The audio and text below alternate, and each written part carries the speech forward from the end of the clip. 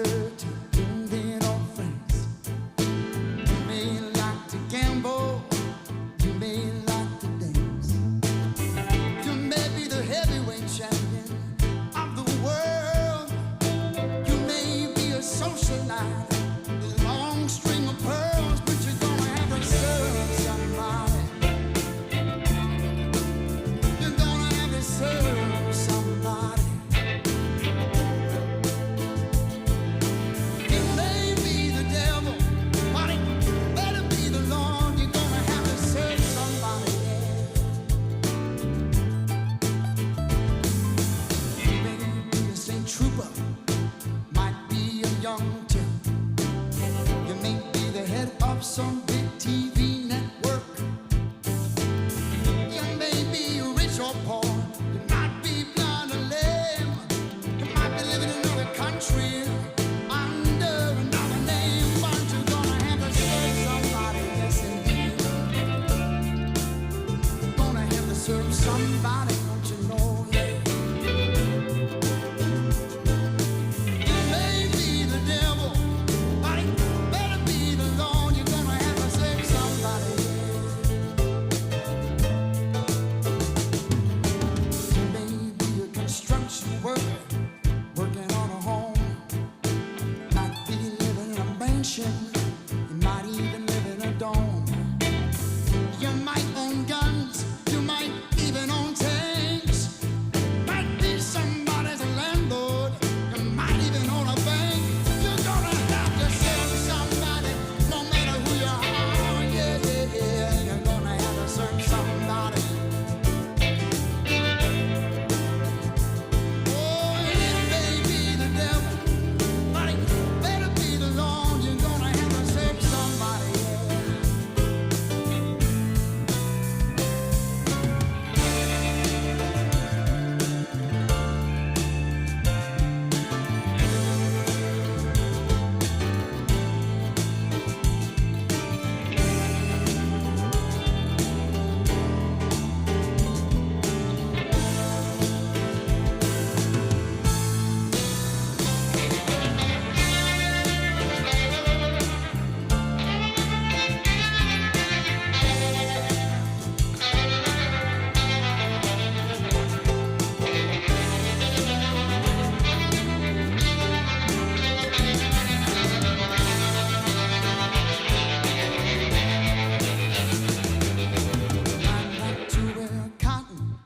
You might like to wear silk.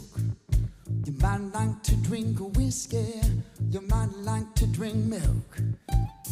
You might like to eat caviar. Might like to eat bread. You may be sleeping on the floor, sleeping in a king-size bed, but you're gonna have to serve somebody. Oh, you people out there, yeah, you're gonna have to serve somebody. It may be the devil, but it better be the Lord. You're gonna have to serve somebody. Oh, it may be the devil, but it better be the Lord. Oh, you're gonna have to serve somebody. Oh, it may be the devil, but it better be the Lord. You're gonna have to serve somebody. Yeah. Oh.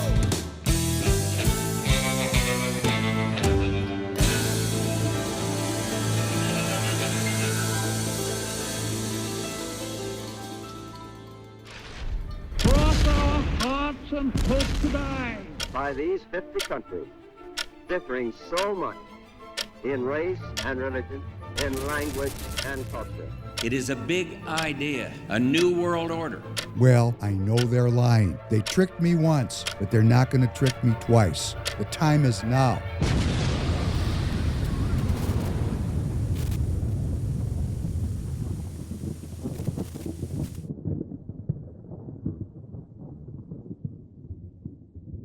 Welcome back to the Professor Penn podcast. David Penn, your host.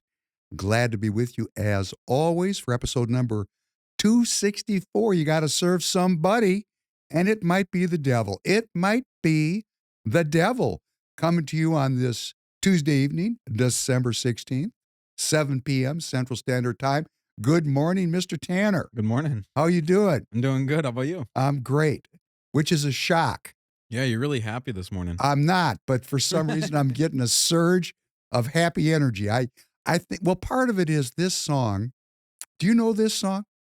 Haven't heard it, but I was rocking with it. Okay, so it was very much popularized by my cousin by marriage, a very famous person named Mr. Bob Dylan. Mm. And I've told the story. I actually had a chance to play with Bob back in the day when I was young and trying to make it as a rock and roller. I had that. I don't talk about it very much, but I did have a period where I was trying to make it. And I had a chance to play with Bob. And that's a whole other story. Maybe I've told it before. We'll tell it again someday. It's a good story. And I listened to Bob singing this. And Bob's an icon, and I've been in his house, and when you're in a house and it's his mother's house, and the whole house is lined with gold records and pictures of Bob with Paul McCartney and with Phil Collins and with everybody. You go, wow. I know he's a great poet, but I can't stand his vocals. Can't stand it. He had one good song, and I listened to it, and I thought, I'm going to play this, and I looked all over the internet for something that I could use on this song, because it's not about the song. It's about the idea. You got to serve somebody. It could be the devil. It could be the Lord. But you got to serve somebody. You got to make a choice. You got to make a choice, and everybody makes that choice. And let me just tell you, if you're on the left and you don't believe in God, that's a choice. Guess what? If you don't believe in God, guess who you're serving? Because the whole atheist thing and agnostic thing is another psyop run by the master of this world, the scientific master of this world. So I played that because it's setting up a conversation about this past weekend. This podcast is going to have some very local flavor for Minnesota, but it's also going to bring up some big issues for everybody in the world and everybody in the United States of America. First, Christmas has come. It's Christmas time. Please look at this beautiful, just right, comes in many different sizes and colors. People are buying these. They're flying off the shelf at the freepeopleradio.com /store.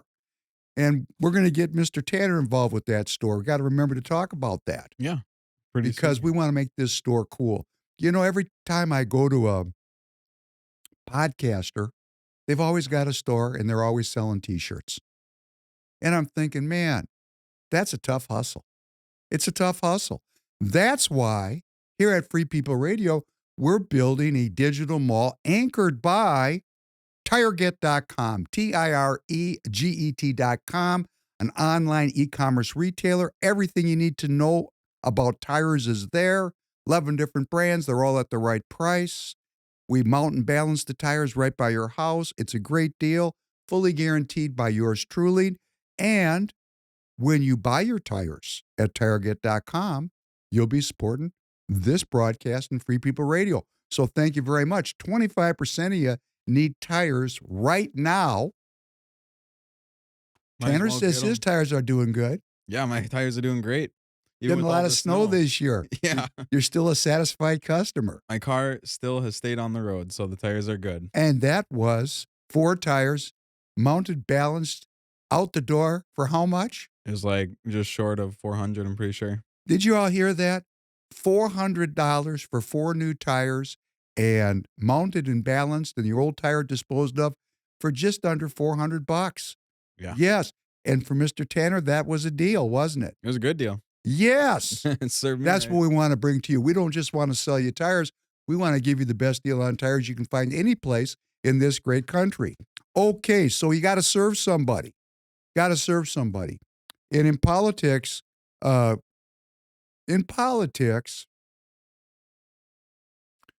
that's a messy stew pot of figuring out who you're serving. And when someone on the scene pops up like me, who is pretty clear about what he's doing and what he's striving for, and I recognize I'm staking out territory that is aspirational, um, philosophical, not grounded in reality the way some of my fellow Minnesota Republican Party delegates would like, somebody's got to pull on the rope in that direction. Because if we just give in to the evil which pervades this country, if we just give in, evil is what we shall have. And let me just say, in reference to that, if you're honest without kindness, which is going to be very important here in a minute, that's kind of brutal.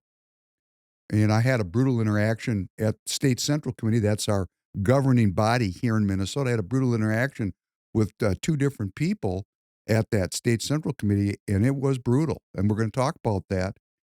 But let's also remember that kindness without honesty is manipulative. Now, State Central Committee, they had a straw poll there. Straw poll, and guess who won? Kendall Qualls. Kendall Qualls came out on top. Kendall Qualls, if you know who Kendall Qualls is, you're going to say, I never heard this dude's name. Who is he?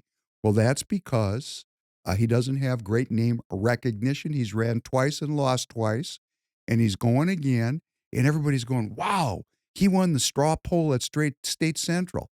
Only one time in 20 years has the winner of the straw poll at the State Central Committee meeting gone on to get the endorsement of the Minnesota Republican Party.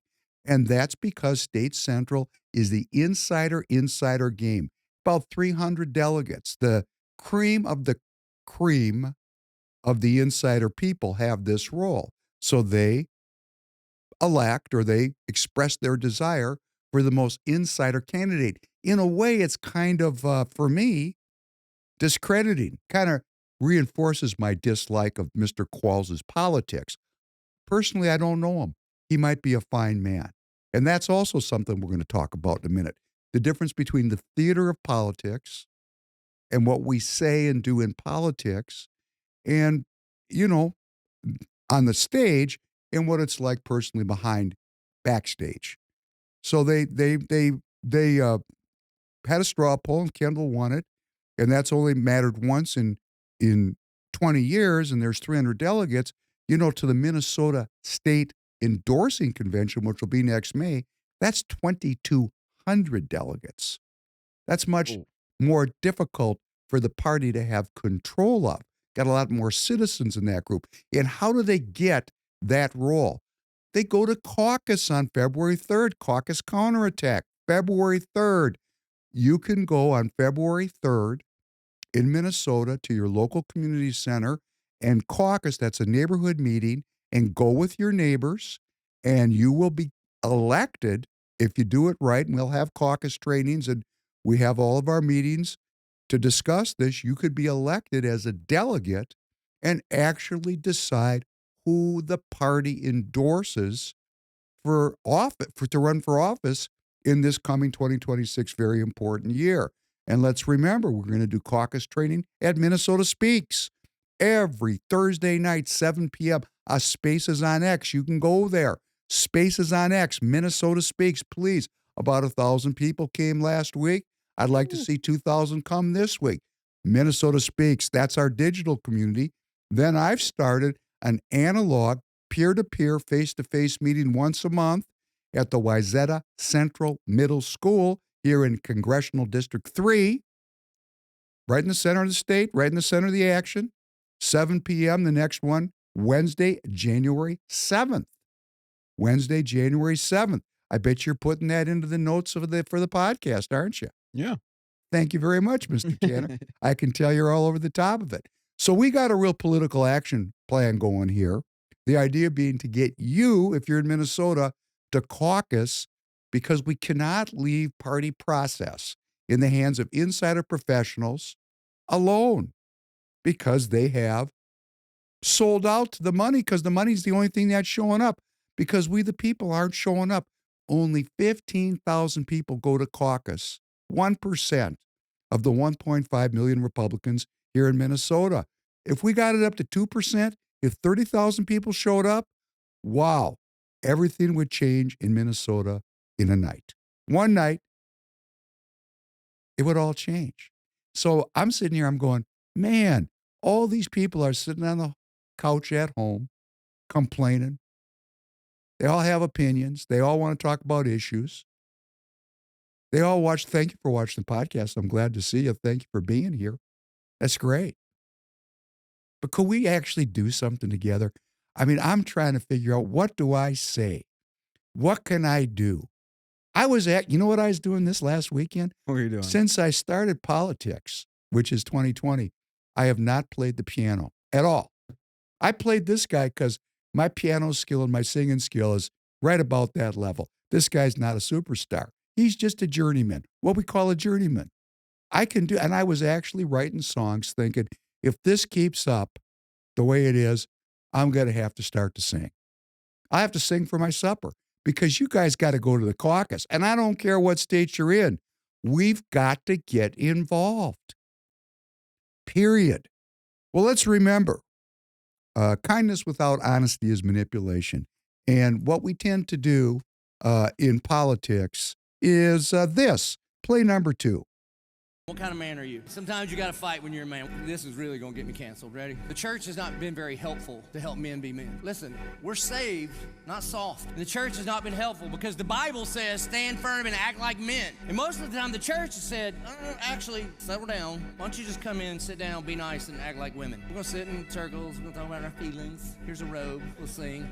I ain't doing that. I almost always wear snap button-down flannel. When I wear one of my shirts, I look fine. I don't look great. I can't do great. I can do fine, but I look fine. If Gretchen wears her shirts, she looks great. She puts on a blouse, she looks great. What's cool is if I come home and she's got one of my shirts on, she looks great. If I got on one of her blouses, it's not great. It's not great. The American church for the last 100 years has been a blouse. It's only fit the women. The church has asked men to not be men. To follow Jesus, you do not have to check your testicles at the door. They were his idea. Grow a pair, stand up, stand firm, act like men. This is what he's called us to do. How's that for a wow? It's kind of a wow, isn't it? Yeah, that's a wow. That's a wow. Well, it really fits into what happens at State Central Committee, which is the governing body, allegedly, of the Minnesota Republican Party. And we have 2 state central meetings at a minimum a year, and the same thing happens at every meeting. Guess what happens? Nothing. Nothing happens. Nothing happens, and nothing is supposed to happen. It's orchestrated, so nothing happens. Because people that run the party really don't want a lot of feedback, even from the insiders that compose the majority of the delegates of State Central Committee. And I had a meeting with a bunch of people before, and they were all insiders because they're delegates. And I said, you know what? Instead of we're fighting about this and complaining about that and all the things we normally do, how about stride up to the microphone? Because I can't do it because they're going to vote me down just because. If I show up, now you all know this, right? You're listening to this. If I go up to the microphone, just because it's me, the motion can't pass, which is a compliment around this group of people. And I said, why don't you just make a motion that says, I so move that from now till February 3rd, the Republican Party of Minnesota spends every dollar it has and every dollar it takes in on promoting caucus digitally and with billboards on the major highways. And let them vote. And when they vote it down, we'll have them on the record that they don't want more people in the party. Do it. But of course, nobody did it. And the reason they didn't do it was it would blow their cover, and they want to maintain their status in that very elect group. And if you're hearing me and I talk to you, I don't blame you for that. I understand that if you blow cover, they're going to come for you like wolves on a wounded deer. I mean, they're just going to come after you. I get it.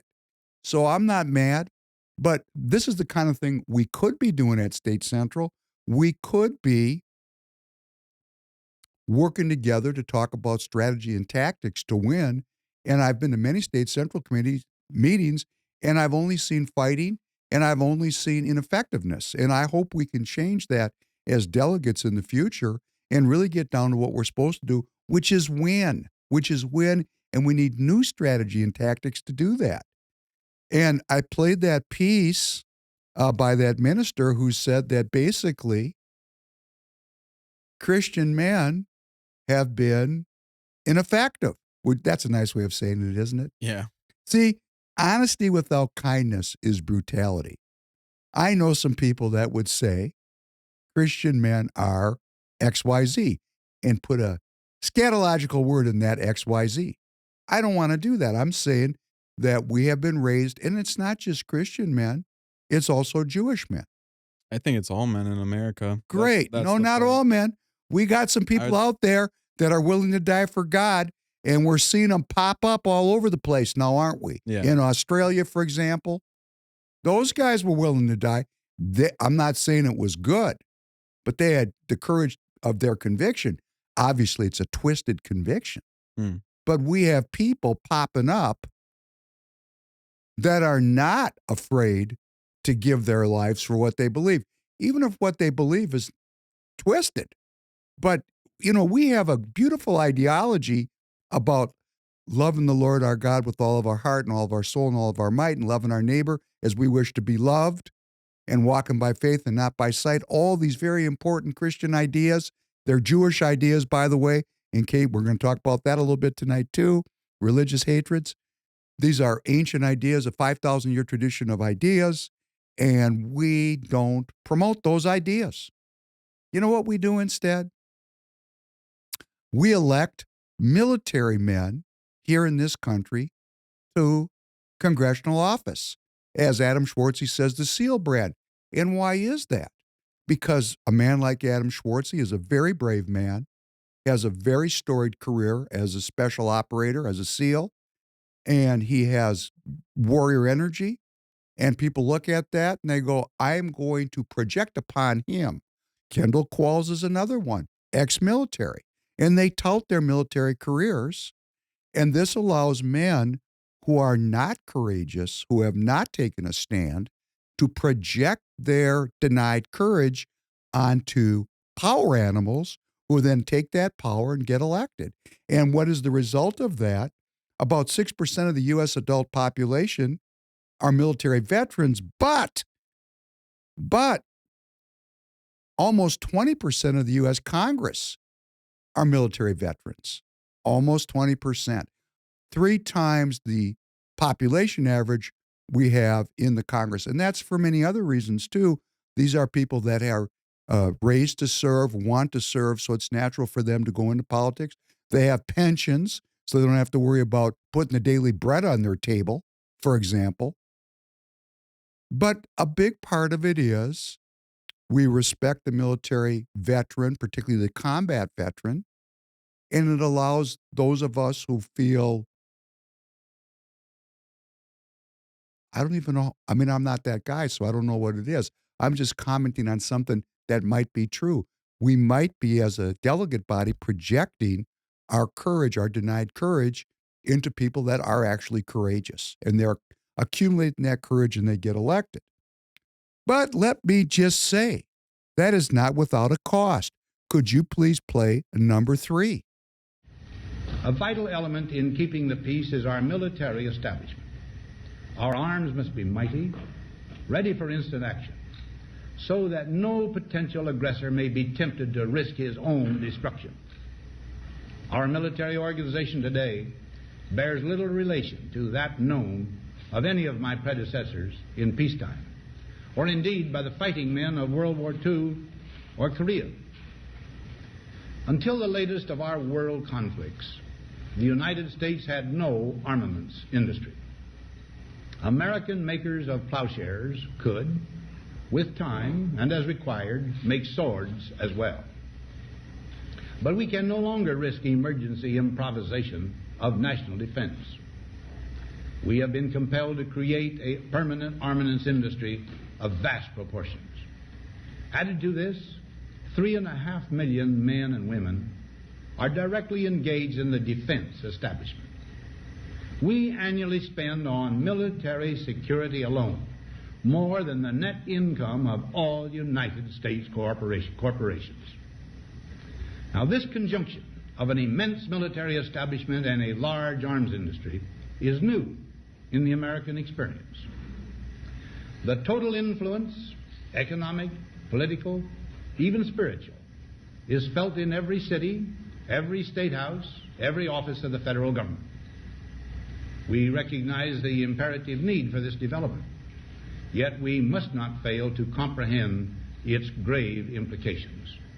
Our toil, resources, and livelihood are all involved. so is the very structure of our society. In the councils of government, we must guard against the acquisition of unwarranted influence, whether sought or unsought, by the military-industrial complex. The potential for the disastrous rise of misplaced power exists and will persist. We must never let the weight of this combination endanger our liberties or democratic processes. We should take nothing for granted. Only an alert and knowledgeable citizenry can compel the proper meshing of the huge industrial and military machinery of defense with our peaceful methods and goals, so that security and liberty may prosper together. Only an alert and engaged citizenry can keep this military-industrial complex meshed into our society in a way that reflects the republic, the idea of the republic. And of course, our citizenry is neither alert or engaged. And this was President Eisenhower giving a very famous speech. We've played it before on the broadcast.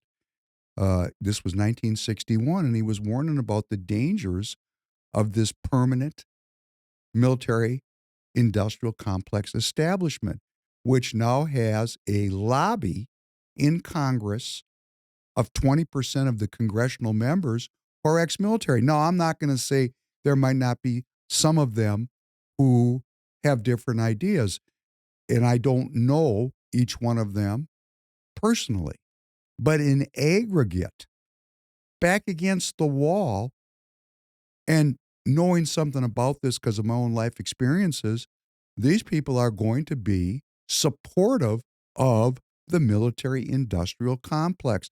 And that is my problem with Minnesota GOP, which also has a very high percentage of ex-military in its ranks as delegates and party leaders. And I'm not against or anti-veterans.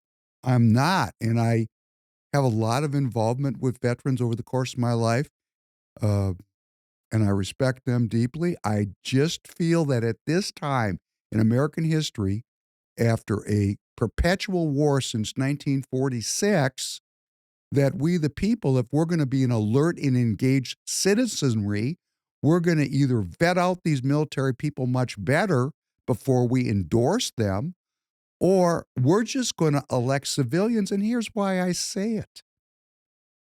You noticed that 15 Jewish people were killed on a beach in Australia. Did you see that? Yeah. And guess what the Australian government agreed or announced it was going to do today? What? Even they have very draconian gun control laws there. They're going to make them even more draconian. What are they trying to restrict? Take all the guns away from all the citizens. That extreme. Disarm them. Disarm them. And we got all this conflict in our country, in the United States of America, and we have all these forces that are heading us towards possibly a suspension of our civil liberties. People are calling for this to happen if you're looking on X. Here comes winter. In winter, good tires aren't a luxury, they're a necessity for safety. At TireGet.com, getting your winter tires is quick, easy, and priced right. With TireGet.com, you order online, install right by your house, and stay safe on the road this winter season. You know, if the Congress decides to suspend my civil liberties, I want that to be done by civilians. I don't need a military government ushered in by military members in Congress. I want to make this clear. I am a civilian, sovereign citizen of the United States of America. I do not and will not cede my God-given rights to life, to liberty, and the pursuit of my happiness. I'm not going to give that up. And I want to vote for people that I know are going to support that. And I did walk up to Adam Schwarze at this state central committee and shook his hand, and I gave him very, very warm energy. And I said, Adam, I want you to know I respect you. And he smiled at me. And we had a moment of interaction that was positive, because what I wanted him to know, and I say this over and over again on the broadcast, we're going to fight for what we believe and hold to our principles. But the day after the primary, and there will be a primary, it seems, I will be supporting the Republican Party ticket no matter who it is. And I was trying to reach out to Adam and let him know that if he's the standard bearer, I'm going to support him. And why am I doing that? Because if Royce White is the standard bearer or Mike Lindell is the standard bearer, I would like the Republican Party constabulary, the traditionalists, to also support whoever is the Republican Party winner, the standard bearer, because we need to beat the communists. And I've been saying this more and more. We need to find aligned interests. We can fight with each other, but not reject each other in toto. And I said to Adam, you know what? The broadcast is theater. I said, this whole room is theater.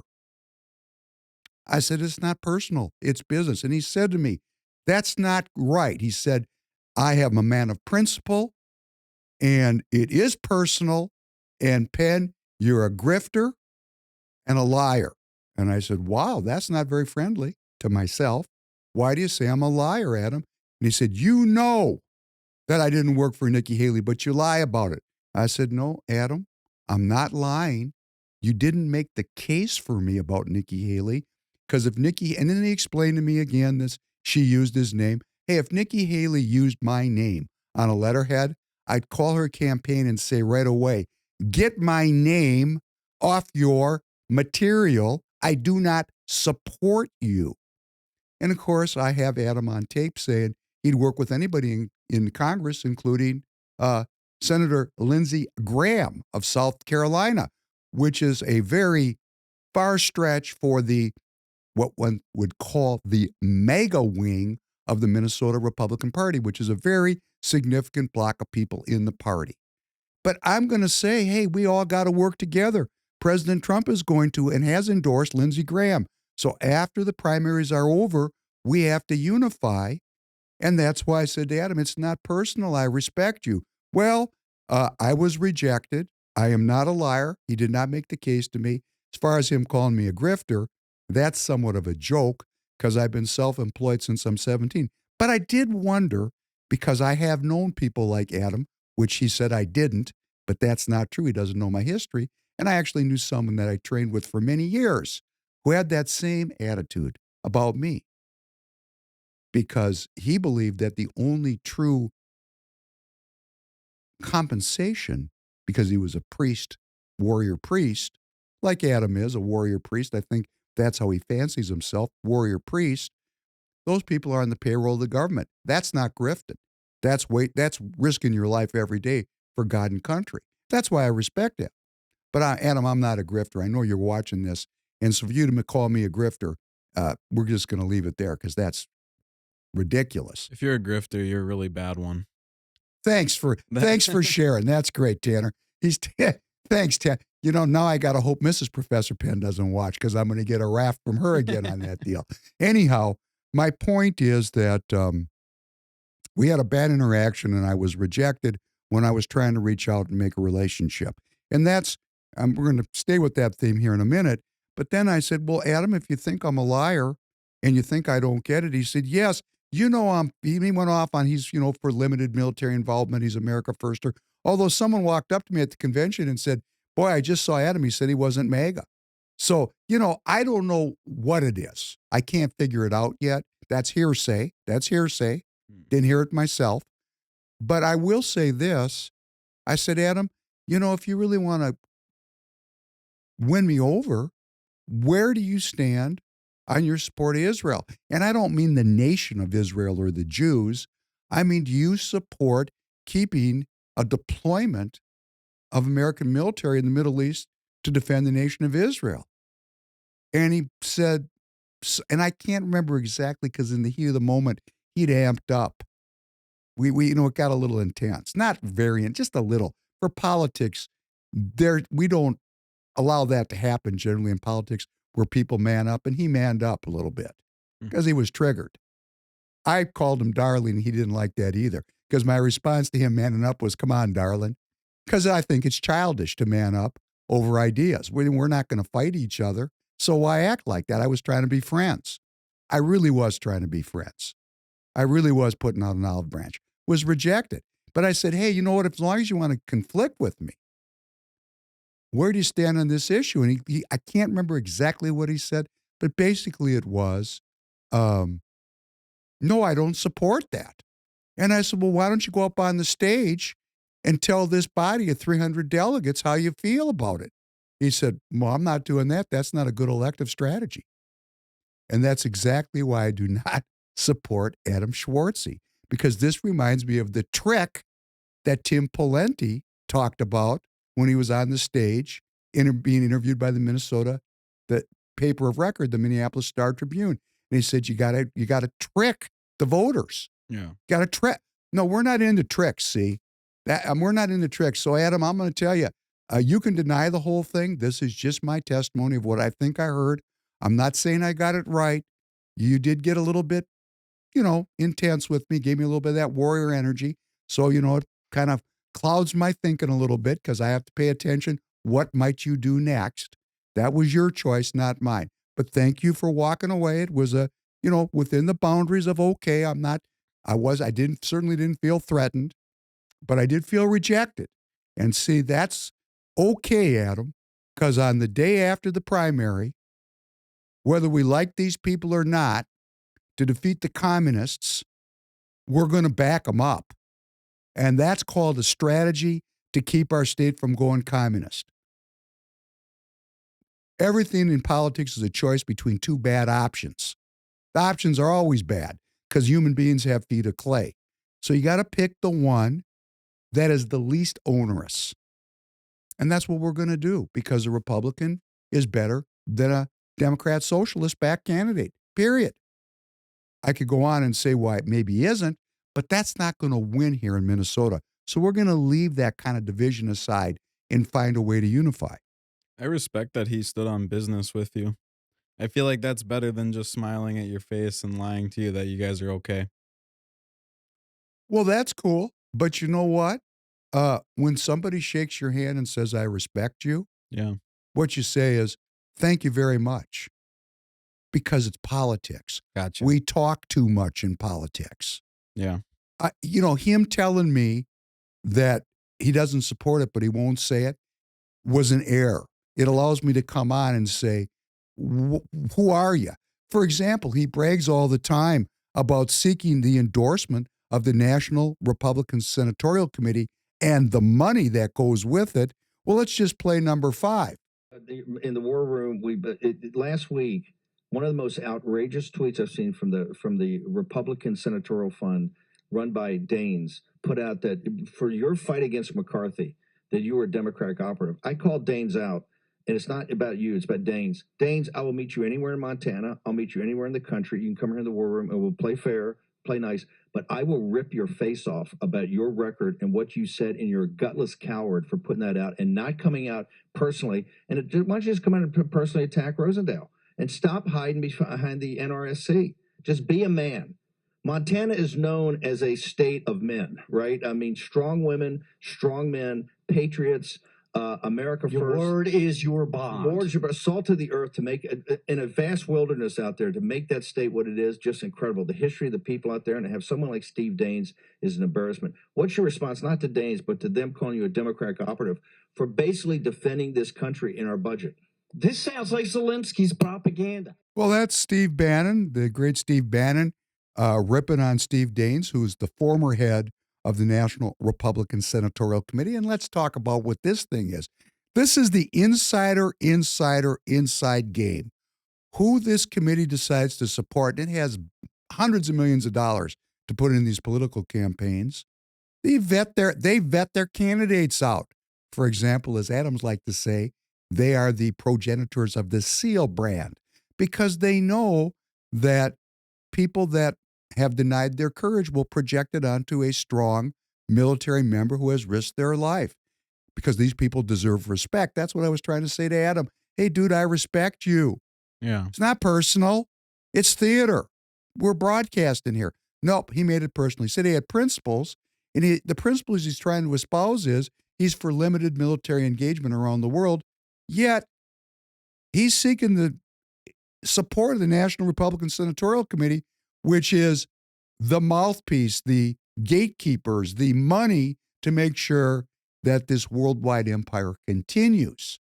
And that's why Steve Daines got so ripped on by Steve Bannon. Now, he's the ex-leader of this committee. The current one is Tim Scott. That's who Adam has said he's met with, or at least I think that's what I remember he said. Or that's who he will meet with if he wants the support of this committee.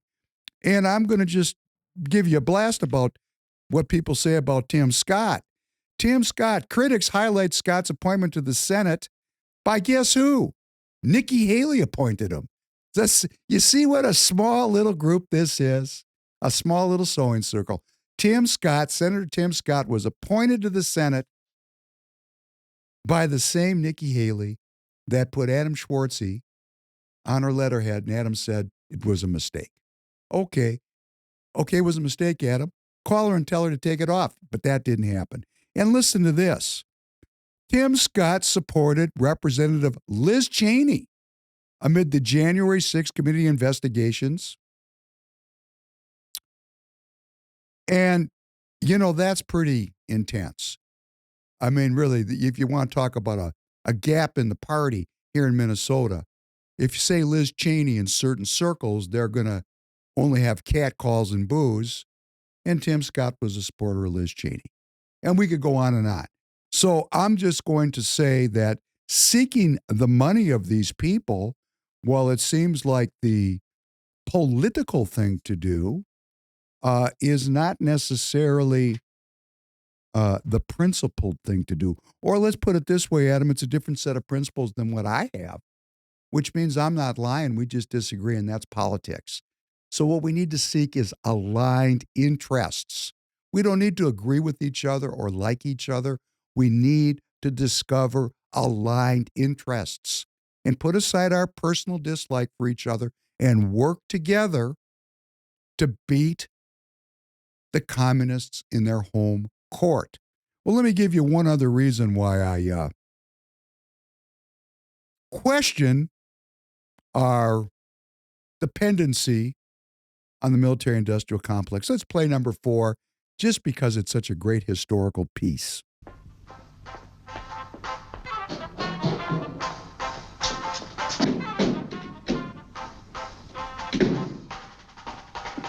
Excuse me, sir. Something rather interesting has just cropped up. Listen to that. Music. Civilian broadcasting. I think those fellas in the Pentagon have given us some sort of exercise to test our readiness. Personally, I think it's taking things a bit too far. Our fellows will be inside Russian radar cover in about 20 minutes. You listen to that. Chock-a-block full of stations, all churning it out. Mandrake? Yes, sir? I thought I issued instructions for all radios on this base to be impounded. Well, you did indeed, sir, and I was in the process of impounding this very wide when I happened to switch it on. I thought to myself, our fellows hitting Russian radar cover in 20 minutes, stopping all that stuff, I'd better tell you, because if they do, it'll cause a bit of a stink, huh? Sir, Captain, the officer exchange program does not give you any special prerogatives to question my orders. I realize that, sir, but I thought you'd be rather pleased to hear the news. After all, well, let's face it, we don't want to start a nuclear war unless we really have to, do we? Please sit down and turn that thing off. Yes, sir. What about the plane, sir? Surely we must issue the recall code immediately. Group Captain, the planes are not going to be recalled. My attack orders have been issued and the orders stand. Well, if you'll excuse me saying so, sir, that would be, to my way of thinking, rather an odd way of looking at it. You see, if a Russian attack was in progress, we would certainly not be hearing civilian broadcasting. Are you certain of that, Mandrake? Yeah, that's a bit bothered of mine, that's it. And what if it is true? Well, I'm afraid I'm still not with you, sir, because, I mean, if a Russian attack was not in progress, then your use of Plan R, in fact, your order to the entire wing,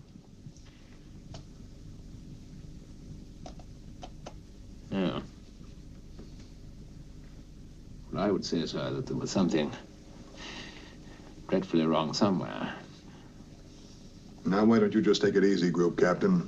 And please make me a drink of grain alcohol and rainwater and help yourself to whatever you'd like.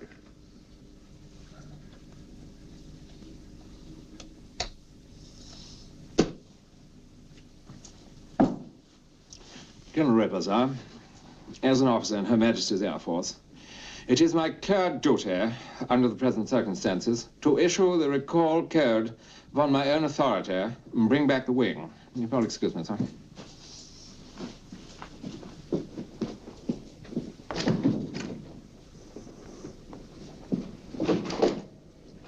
I'm afraid, sir, I must ask you for the key and the recall code. Have you got them handy, sir? I told you to take it easy, Group Captain. There's nothing anybody can do about this thing now. I'm the only person who knows the three-letter code group. Then I must insist, sir, that you give them to me.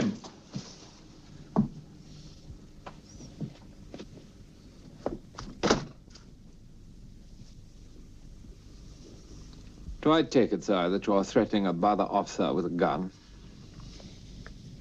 Mandrake, I suppose it never occurred to you that while we're chatting here so enjoyably, a decision is being made by the President and the Joint Chiefs in the war room at the Pentagon. And when they realize there was no possibility of recalling the wing, there will be only one course of action open: total commitment. Mandrake, do you recall what Clemenceau once said about war? No, I don't think I do, sir, no. He said war was too important to be left to the generals. When he said that, 50 years ago, he might have been right. But today, war is too important to be left to politicians. They have neither the time, the training, nor the inclination for strategic thought. I can no longer sit back and allow communist infiltration, communist indoctrination, communist subversion, and the international communist conspiracy to sap and impurify all of our precious bodily fluids. Kind of gripping theater, isn't it? Every time I watch that, I just want a cigar. That's a good response to it. I get it. He makes the cigar look so good. And he says something very interesting. That's a Dr. Strangelove from 1963. It should be on your must-watch list if you haven't seen it before. I know many of you have, but he said something so potent that's so appropriate and ties in with President Eisenhower's comments about the military-industrial complex. He says, war is beyond the province of the politician. It has to be in the hands of the generals. The generals have, and that's exactly the world we're living in, and the generals have 20% of Congress as their own baked-in lobby. And we wonder why we're always at war. Why are we always at war? And one more thing. You know, just because you served doesn't mean you're a good person. You might serve the devil. As General Jack D. Ripper was fully on display there, he was crazy. And there's a lot of people that go real far in the military and they don't necessarily have it together. And Adam said, you don't know anybody like me. Well, Adam doesn't know me. That's not true. And in fact, Adam, next time we get together, I'll name you somebody who you probably know because you served at the same time. For all I know, you guys were in the same units. And guess what? He sucks. I know him very well. And this guy has a very loose relationship with the truth, and he's not a very good person. But he was a tried and wearing member of the SEAL fraternity. And so it happens, and I'll share his name. Can't do it on broadcast like that. That would be unfair to him. He's a friend of mine. But it happens. And I say this again to you, I don't know you, Adam. You could have gone through all kinds of work and made yourself wonderful. I'm just not going to take a chance when almost 20% of the Congress is military and we're on the verge of nuclear war. and we're on the verge of martial law, and I want civilian control of the military, which has clearly been lost as far back as 1963, when, Stanley Kubrick puts it right out in the script and says, modern warfare is just too complex, too important. Politicians don't have the time, the training. They're not capable of thinking it through. In other words, they're dummies. Well, how do you fix that? An engaged and alert citizenry that goes to caucus and starts to endorse smarter people. And we played that thing last week of Mary Franson. That's a stupid question. I mean, come on now. We can do better than this if we're better. These politicians reflect us. We have to be better, and when we're better, they'll be better. And along this line about this military-industrial complex, we have a agency in the Department of Defense called the Defense Security Cooperation Agency. And this agency oversees foreign military sales and international military education and training. It's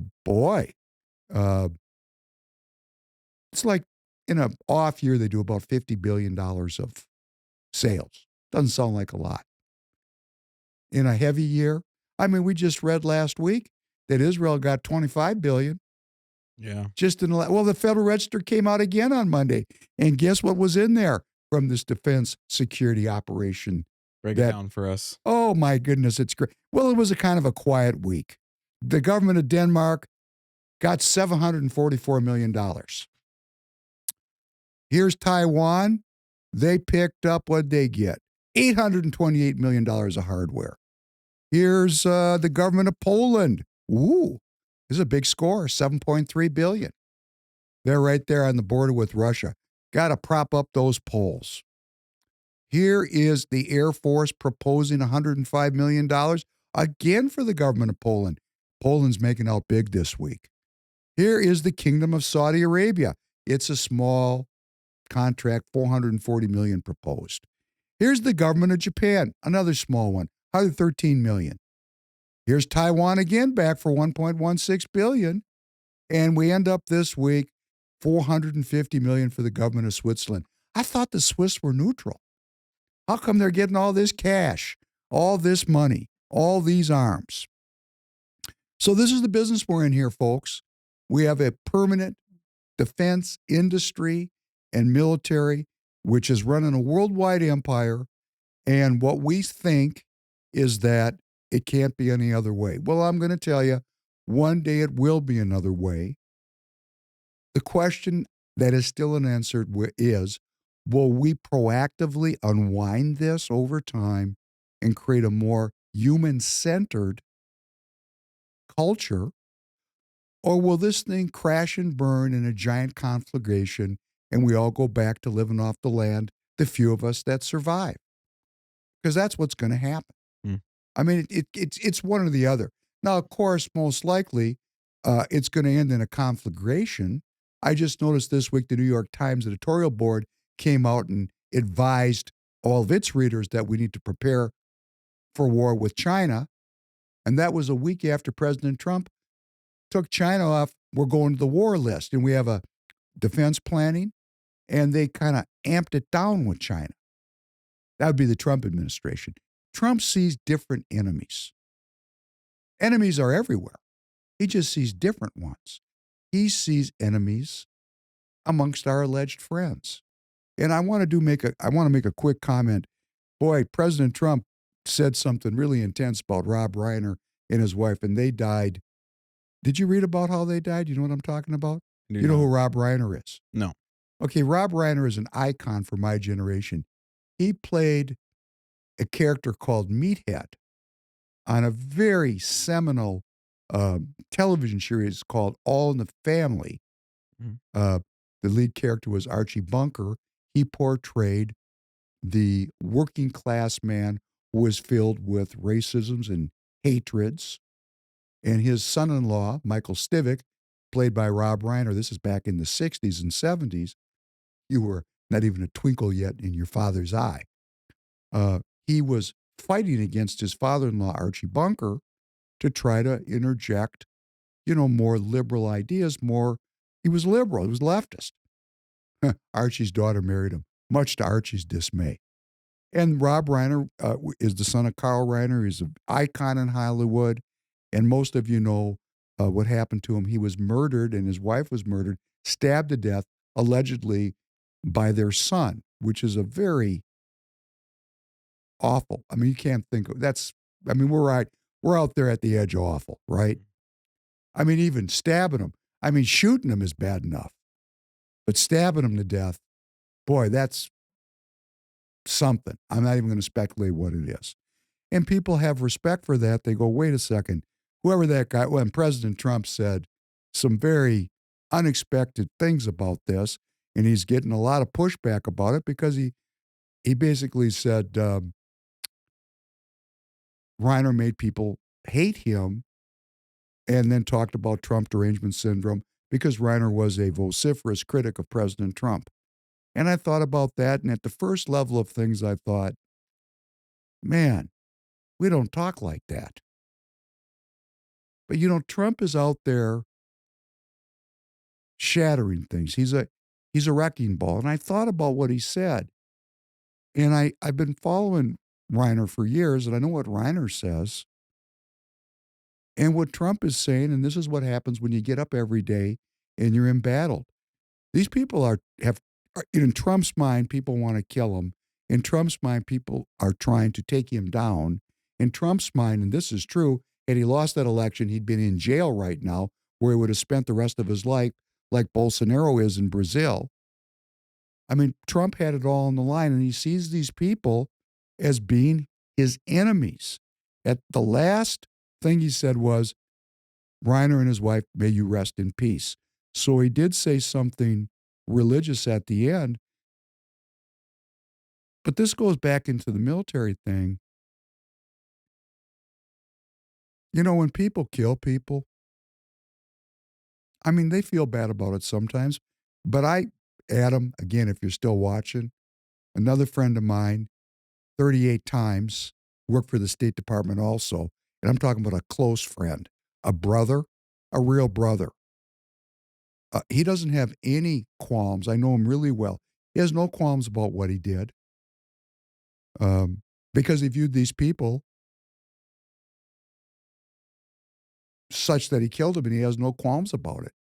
So I think President Trump has taken this whole dialogue to another level. And we need to think about not what he said only, but why he said it. Why he said it. Just like he said the press was the enemy of the people. We hadn't thought about that. When he said that, everybody thought he was crazy, for example. We pretty much understand that now, don't we? And we had another set, too, to move on at State Central that was very interesting for me personally. At the previous State Central, I saw a young man sitting in the crowd. And I looked at him and I said, he's Jewish and he looks familiar. Of course, tribal can recognize a Jew. Jews can recognize, not all the time. I mean, I get fooled, but most of the time, there's Judar. I got a small smirk out of Tanner for that one. Got a little radar work. Oh, there's a Jewish person because it's tribal. Hey, there's a brother, somebody I can talk to because of tribal consciousness, as we were talking about in the last episode. And I walked up to him at the previous State Central. I said, you know what? You look familiar. Because he looked like a cousin. He looked like cousins of mine. And it turned out that he was my cousin. He was the son of somebody I knew pretty well. I'd never met him before because he's in his 20s, right? But his dad is still younger than me, but I knew him from family events. And let's say your name, Lewis. Lewis Fine is his name. And Lewis is my cousin. And at that previous time when we first met, he talked to me about his deep misgivings about Royce White, that he thought Royce White was an anti-Semite. And I said, Lewis, that's not true. I know Royce.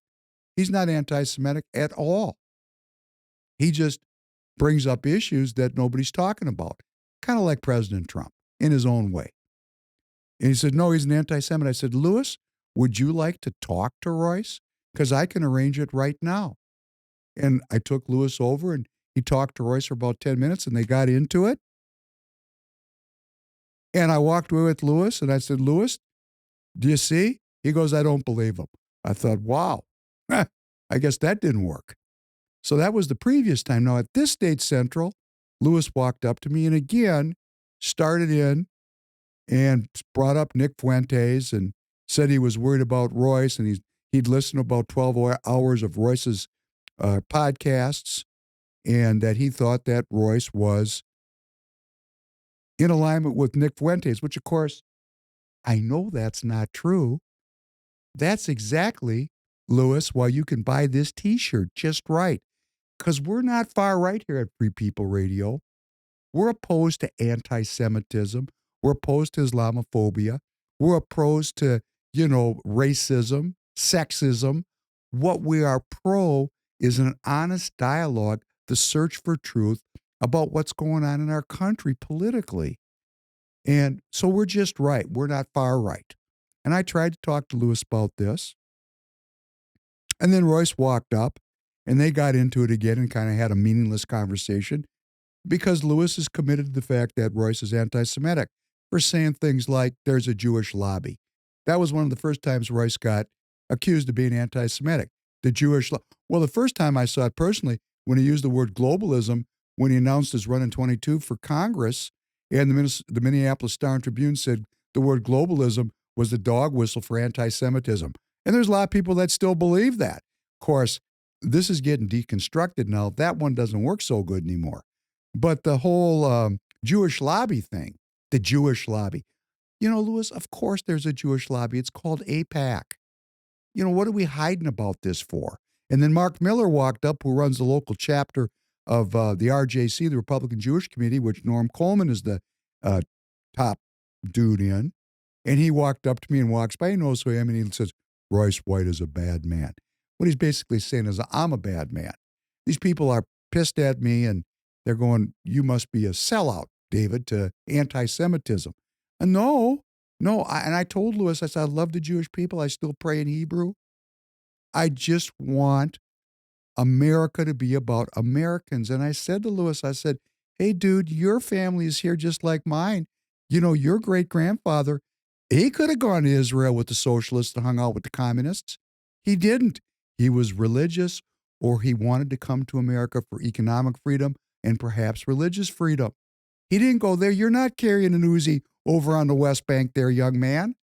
You're living here in this great republic. And this republic has problems.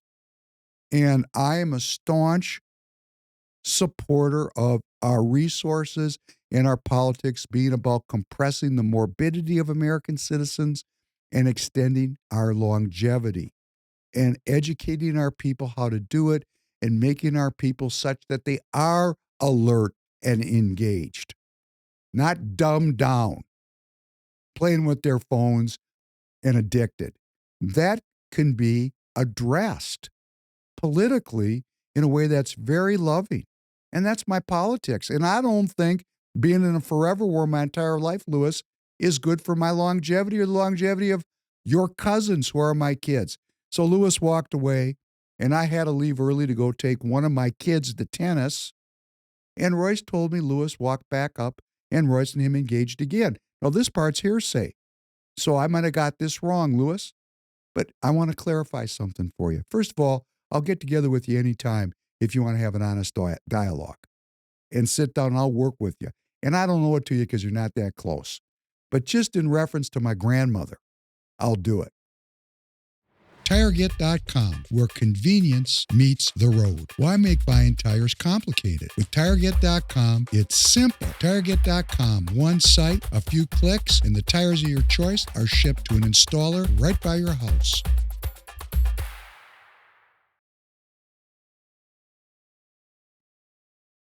But Royce told me that you said there was only 2 Jews in the room, you and Mark Miller, which is, very indicative of that particular group of delegates, was what you were saying. You were criticizing that group of delegates in your own unintentional way. And Roy said, well, what about Professor Penn? Isn't he Jewish? And Lewis apparently was reported to me, said, no, he's no longer a Jew. He's a Christian. And that's because he didn't get along with his father, which is a rumor that Lewis heard in my family. So, Lewis, let me set you straight. When my father died, we couldn't have been closer. My father was raised by his father, my grandfather, my Zadie, who didn't speak English as a first language, spoke Yiddish as a first language and Russian as a second language. English was downstream.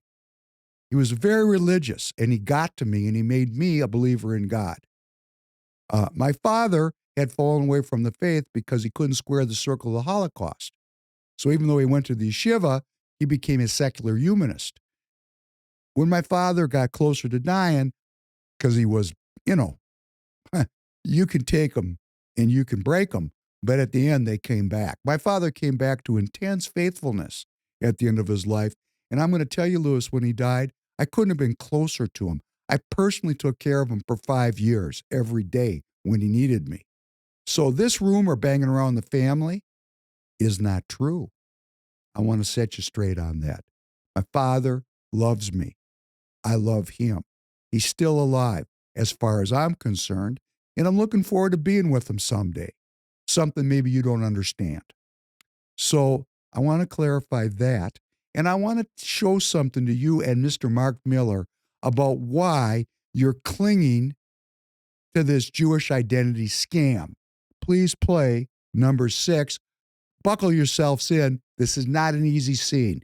This is a scene of a Jewish soldier in Saving Private Ryan, a great movie, and Steven Spielberg, in his own inimitable Jewish fashion, captures with great clarity what motivates Jewish people. Please play it, number 6.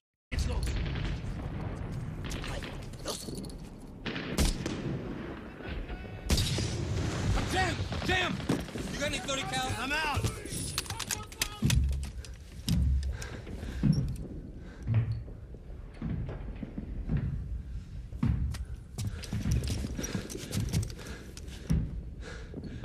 Up 'em. Up 'em!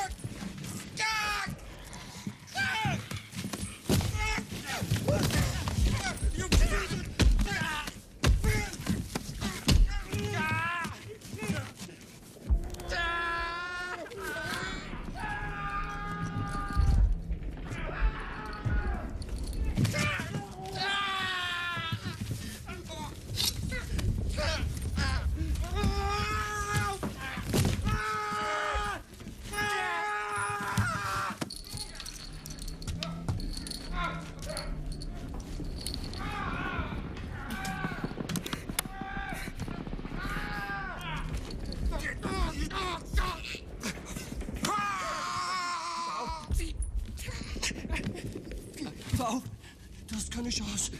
Lass es uns beenden. Stop. Listen to me. Listen to me. Stop. No.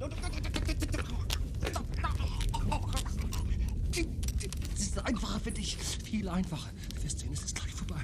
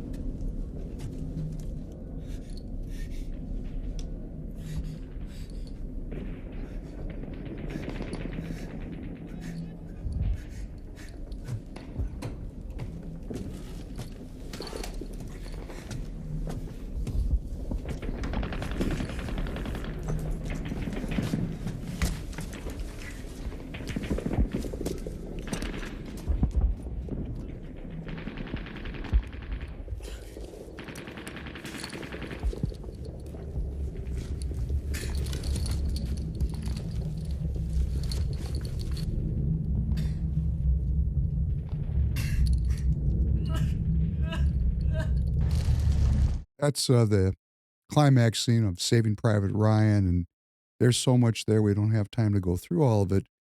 But everything you see politically today, it's part of its germ seed is captured in that scene. That was the killing of a brave Jewish ranger by a stronger German warrior. And at the end, he started trying to bargain for his life. A young Christian man, Upham, didn't have the courage to go up those stairs and save him. Everything that we need to know about politics, Lewis, is in that scene. So if you haven't watched it, watch it, and then I'm happy to get together with you and discuss it with you further, because we're being motivated by fear and we're being motivated by loss. We have no faith. And without faith, what do we got? A permanent military-industrial complex. And we've got plenty of religious hatred going around to justify why we hate each other. We got a thing going between the Jews and everybody else. We got a thing going with the Muslims and everybody else. But even within our own Christian community here in the United States, man, we got a lot going on there. Please play number 7. 5 reasons Catholics aren't biblical Christians. Number 1, calling priests father is forbidden. The Bible specifically says not to call them father in Matthew 23, and call no man your father upon the earth, for one is your Father which is in heaven. Either you believe the Lord Jesus Christ and the Bible, or you believe the Catholic Church and their tradition. Catholic tradition is not biblical doctrine. Catholics aren't Christian. The second point, praying repetitive words using rosary beads is also forbidden according to the Bible.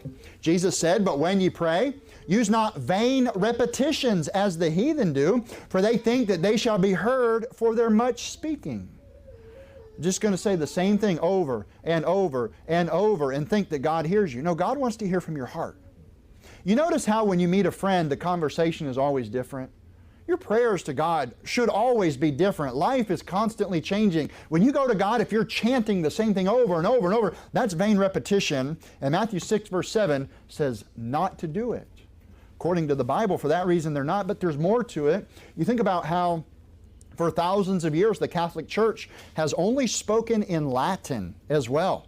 When they pray, they're doing it in Latin. In Corinthians 14, he says, if any man speak in an unknown tongue, here's the warning. Well, nobody knows Latin, right? He says, let one interpret. Can you imagine coming to church and I'm going to speak Latin and you don't know Latin? What are you going to learn? He says, but if there be no interpreter, let him keep silence in the church. Again, Catholics are not biblical Christians. Here's point 3. Praying to Mary is a sin. Praying to Mary is a sin. The Pope teaches that Mary is the mediator between God and man. But the Bible has something else to say. In 1 Timothy 2, verse 5, for there is one God and one mediator between God and men, the man Christ Jesus. There's only one way to heaven. It's through the Lord Jesus Christ. Praying to Mary is a sin. She's not God. She's not the mediator. I go farther, though, on this. I want you to know something. You know, they pray the rosary. They have this necklace of beads that they pray, and each bead, they say something different. There are 59 beads on the rosary. 53 of them are Hail Marys. 6 of them are Our Fathers. Now, who are they really praying to? Mary or God? It's pagan at the core. They pray to Mary 10 times more than they do to God. I think they've got the wrong God. Often their rosary prayer ends with a Hail, Holy Queen, when they talk to Mary. Well, she's not the Queen of Heaven. That's my 4th point. Calling Mary the Queen of Heaven makes her a devil. They've got the wrong Mary. It's not the Mary of the Bible. In Jeremiah 7, it says, the children gather wood, and the fathers kindle a fire, and the women knead their dough to make cakes to the Queen of Heaven, and to pour out drink offerings unto other gods, that they may provoke me to anger. You understand? God gets angry when you pray to another god. When you pray to a devil, a false god, he says they're not even gods, they're devils. When they say that Mary is the Queen of Heaven, they're putting her in a category that the Bible says is a devil, a false god.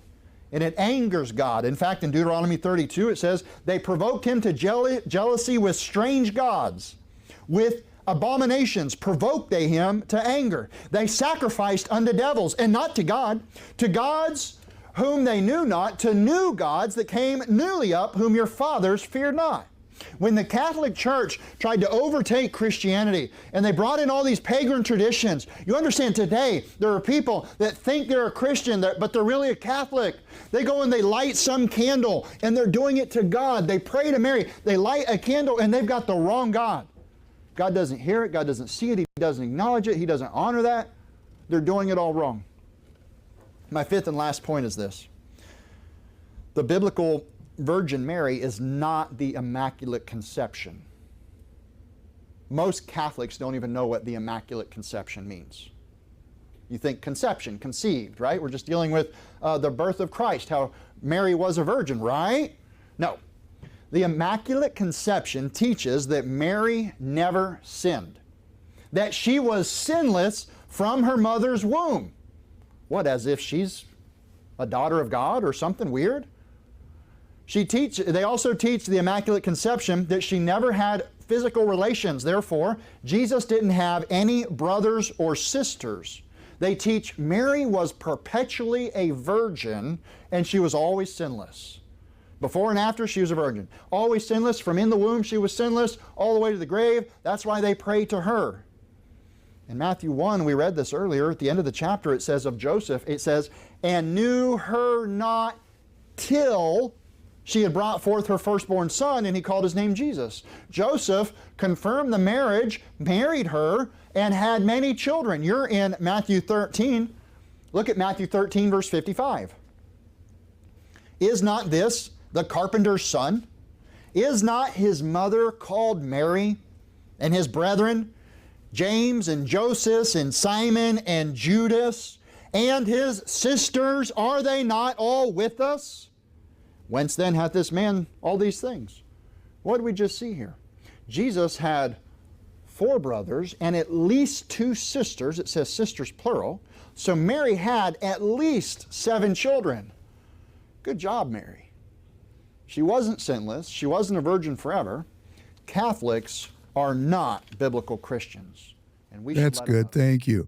So my point here is that here is a minister, likely an evangelical Christian, probably a strong supporter of the nation Israel, Christians United for Israel, and he's reading out of a Bible. And you know where the Bible came from, and many of you know this. The Council of Rome, 382 AD, under Pope Damasus I made a listing of the 73-book canon. This is the earliest official church-wide list. And what church would this be? This would be the Catholic Church that came up with this Bible. And then Hippo in 393 AD in the councils of Carthage up to 419 AD. Reaffirmed that same 73-book canon that this guy is reading out of to critique. He's critiquing the Catholics and saying they're not Christians, but he's using their text to do it. Got to think this thing through. His source material is created by these devil-worshiping Catholics that he's saying are not Christians. That's his source material. The Council of Florence, 1442, again reaffirmed the 73-book canon. The Council of Trent, 1546, again. So what we have here is people hating on each other in a very intense kind of a way.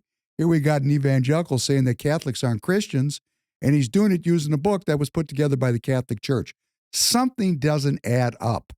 Kind of like Adam Schwarze saying, I don't support all this military intervention in the Middle East, but I can't go say it because I can't get elected if I say it. It doesn't add up. Something's not right. Something's not just not right. Tanner, do you see what I'm saying? I'm just going to keep listening. Not sure yet. Yeah, not sure yet. This is a lot. Well, let me go a step further. If this preacher's right, and these heretics, these devil-worshiping Catholics, these pagans, put together this book, how could we trust these devil worshipers to put together a book that's really sincere and true and good, since they're not really Christians? Seems obvious to me. Source material's suspect. Suspect on the source material. And I'm only saying this because we're basing a lot on these books, and they're constructed, what's in them, what's out of them, by this group. And I don't think the Catholics aren't Christians. I think they're Christians. In fact, I'm sure they're Christians because I prayed with them. I know they're Christians. They believe in God. He just doesn't think so. So he's hating on them. But I'm going to tell you, I told that story. You heard me tell my Catholic stepson. I took him to Stan Hamilton's church. The executive chair of CD3 invited me to go to church with him last Christmas Eve. And my Catholic stepson, who's the most mellow, smooth, I never seen this kid lose his cool. And about halfway through that Lutheran service, he flipped out. I had to take him out of there because he's been so programmed to dislike Lutherans in his Catholic church, he just couldn't sit there. Does that make any sense to you? Yeah. Well, it was a news to me, okay? Because I thought everybody just hated Jews. I didn't realize we all hated each other. I feel a lot better now. The hatred's an equal opportunity employer. Let me show you how bad this one is and how far back it goes. Let's play number 8.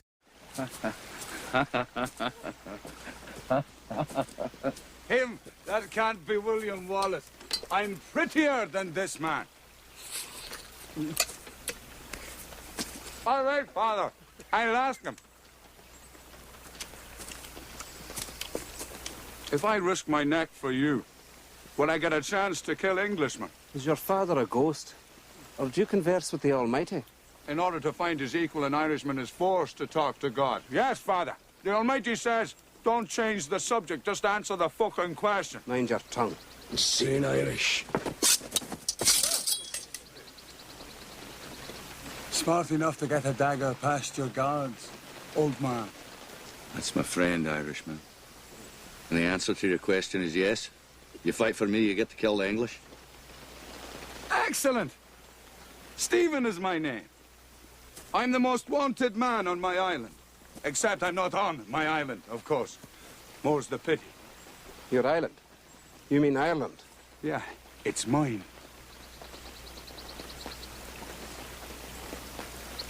You're a madman.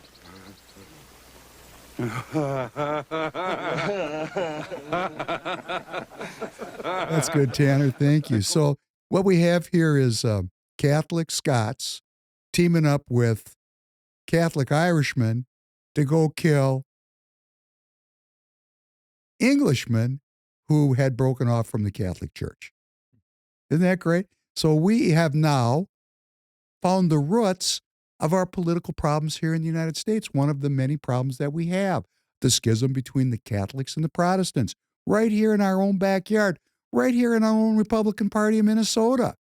So it's not just the Jews and the Muslims that hate and all the problems. It's also the Catholics and the Protestants. Man, we're not getting along very good. Let's play number 9. Just like Saving Private Ryan tells Lewis everything he needs to know about why one part of our politics is the way it is, number 9 will teach us a lot about the world we live in today. This is the Gangs of New York.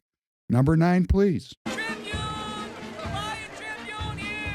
the army, lads! 3 square meals a day and good pay! When the Irish came, the city was in a fever.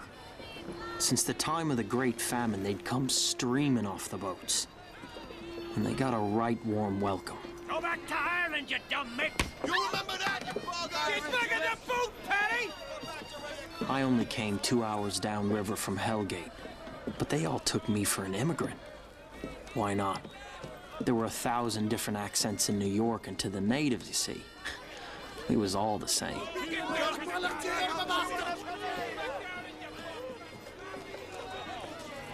Welcome to America, son. Your long, arduous journey is over. Go back to your own country! Boot Tammany! You hear that, America for Americans? New York loved William Tweed and hated him. And those of us trying to be thieves, we couldn't help but admire him. Mr. Cutting, gentlemen, thank you for coming. It's an honor. Mr. Tweed? Sir, please. Excuse me.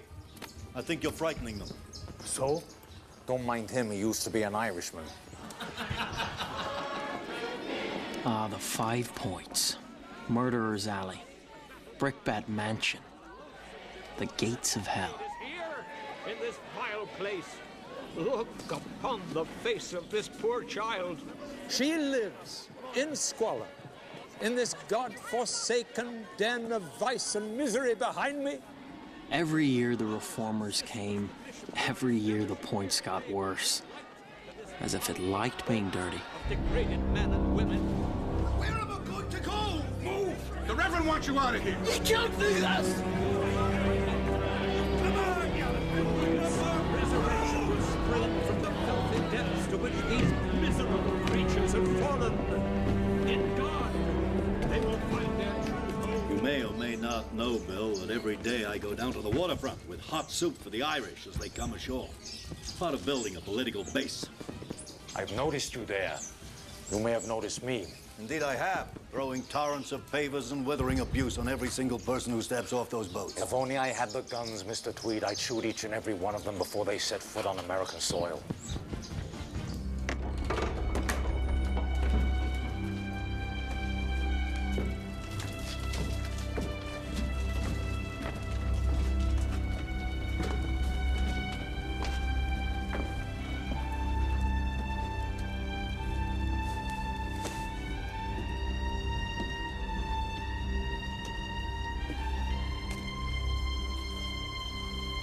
Mulberry Street, and Worth, Cross, and Orange, and Little Water. Each of the 5 points is a finger. When I close my hand, it becomes a fist. And any time that I wish, I can turn it against you. I understand, but we're talking about different things. I'm talking about civic duty. Responsibilities we owe to the people. Schools and hospitals, sewers and utilities, street construction, repairs and sweeping, business licenses, saloon licenses.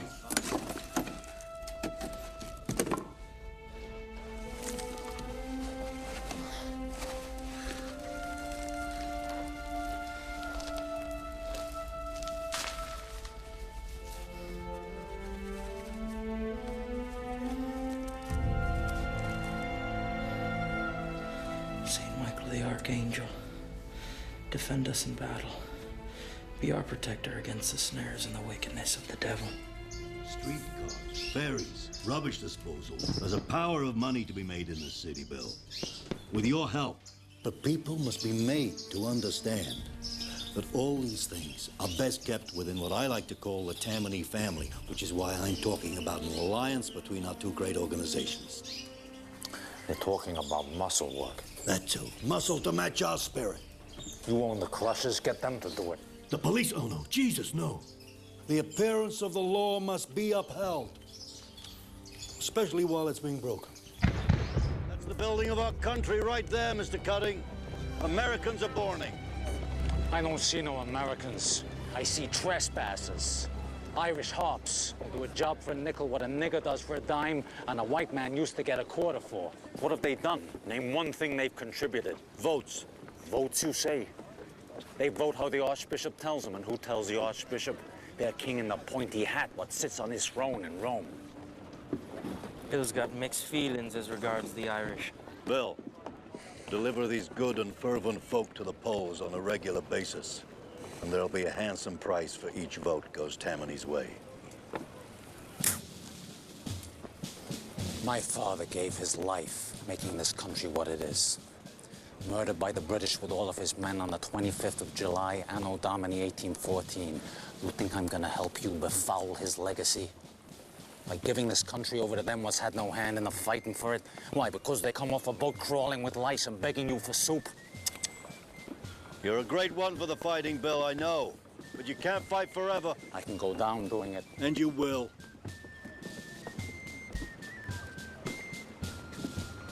What did you say? I said you're turning your back on the future. Not our future.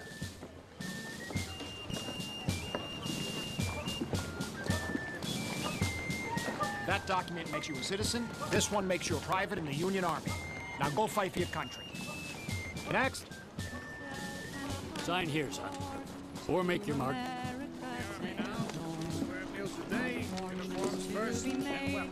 We were thinking when we got to Yankee land, shoved a gun into our hands, saying, Paddy, you must go and fight for Lincoln. There's your musket. Make sure you keep it dry on the boat. Where are we going? I heard Tennessee. Where's that? There is nothing here but war, where the murdering cannons roar. And I wish I was at home in dear old Dublin. Do they feed us now, do you think?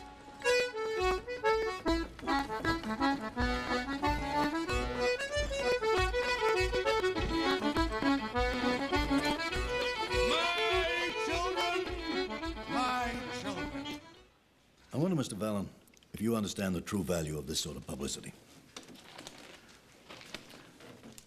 The Archbishop himself, shoulder to shoulder with half the Irish in the 5 Points. I'm offering my boy to form an alliance with you against Bill Cutting and his slate of nativist candidates. I'll negotiate a handsome fee for every Irish vote you send Tammany's way in the coming elections. I need a new friend in the 5 Points, son. I'd like that friend to be you. Just a moment, Mr. Tweed.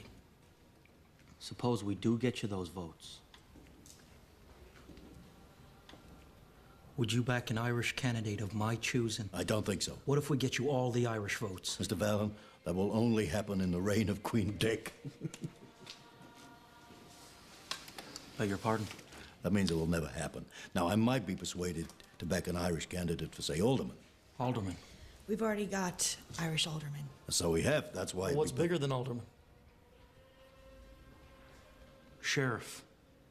Sheriff. All right, Mr. Tweed. You back an Irishman for sheriff of the city and county of New York, and we'll get him elected. I love the Irish, son, but higher than alderman you shall never climb. Oh, why not? For one thing, no man living can consolidate the Irish vote. I can. And for another, I mean no effrontery. No one's yet found an Irish candidate for sheriff worth voting for. Well, there's a little ethnography about the roots of our country and our current conflicts, which are hard to see if you don't know where we came from. Let me just drive the point home. Play number 10. America faces her greatest threat ever. More and more immigrants cross our borders every day. They steal our jobs. They endanger our people. They conspire against our very way of life. That's right, America. The Irish. Ireland is out of control. Like locusts, they've devoured all their potato crop, and now this plague is swarming our once great shores. While we value hard work, these bog jumpers will literally work for tubers. So they're stealing good jobs once held by proud Americans. Ditch digger, grave digger, pretty much all digging jobs. Our jobs, not theirs. We value the freedom to walk safely in our own neighborhoods. The only thing these pasty-skinned thugs value is their next whiskey rampage, busting out our windows with their shillelaghs, terrifying our children with their talk of blarney. The hunger these locusts have for potatoes and violence is insatiable. And like all pests, they're breeding in massive numbers, with 6, 8, even 20 children. This Catholic virus prepares to overtake our Protestant nation, all because their ancient, mysterious religion tells them to. Once a week, these religious extremists gather together in their temple, chanting their magic spells in Latin. Latin. The devil's tongue. What secrets do they plot in that dead language? A plot to take over this fine land following the orders of none other than their precious Pope. Their papal puppet master yanks their strings with his wrinkled, liver-spotted hands from atop his Vatican throne. Who knows what sinister schemes he concocts beneath that big hat? What he'll command of his weak-minded flock? Is this what the future of America holds? I know nothing but my country, my whole country, and nothing but my country. And that ain't my country. Brought to you by the Know Nothing Party. If there's one thing we do know, if you're not one of us, then you're one of them. And that is the summary statement in the Martin Scorsese piece. The Daniel Day-Lewis character was Bill the Butcher, a leader of the Know Nothing Party, which actually is a progenitor of the modern Republican Party of Minnesota.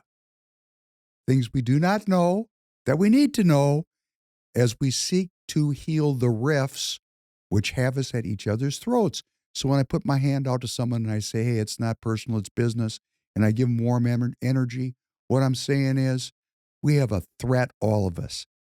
Anybody who believes, Catholics, Jews, Protestants, evangelicals, anybody that has decided to assimilate into this great country and adopt the Republican values that are expressed in our founding documents and in our Constitution, we have a threat now.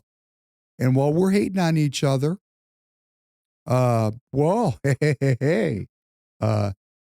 digital transformation and the immunization agenda 2030, you can go find it online.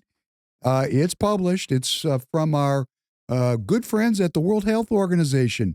Birth register, digital identity, and lifelong vaccine compliance tracking. Linking vaccine records to income, ethnicity, religion, and social programs. Conditioning access to schooling, travel, and services based on your digital vaccine proof.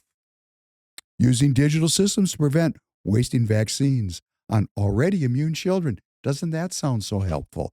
And thus and so it goes.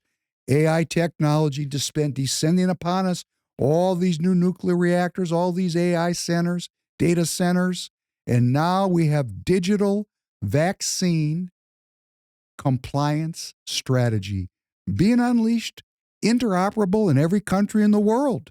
Global interoperability for international data exchange.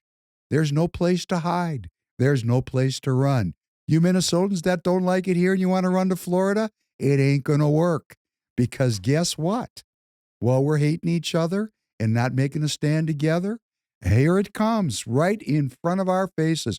President Trump signs a one-rule executive order aimed at centralizing AI regulation. Centralization of power somehow does not seem great to me.